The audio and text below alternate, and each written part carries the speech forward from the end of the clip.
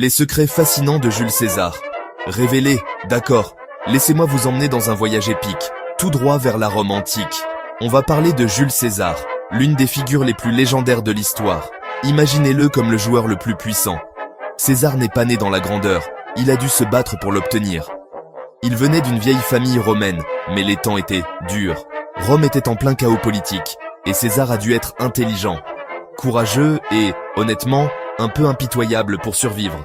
Quand il était jeune, César a été kidnappé par des pirates. Sérieusement, des pirates. Au lieu de paniquer, il leur a dit de doubler sa rançon parce qu'il connaissait sa propre valeur. Et quand il a été libéré, il a traqué ces pirates. Ça, c'est une énergie de personnage principal. Mais ce n'était que le début.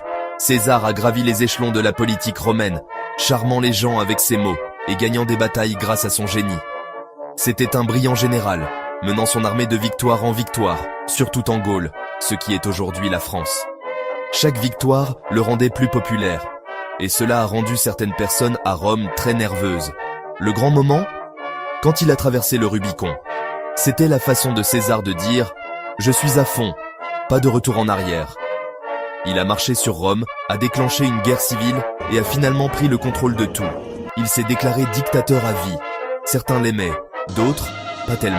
Son audace a changé l'histoire, mais elle lui a aussi valu des ennemis. Aux Ides de Mars, ses amis, enfin, ses soi-disant amis, l'ont poignardé au Sénat. Brutal. Mais voici le truc. Même après 2000 ans, on parle encore de César. Son ambition, ses risques, son ascension et sa chute. Tout cela nous rappelle jusqu'où quelqu'un peut aller et à quelle vitesse tout peut changer. Alors, la prochaine fois que vous entendrez César, rappelez-vous, ce nom signifie pouvoir, drame et une course folle à travers l'histoire.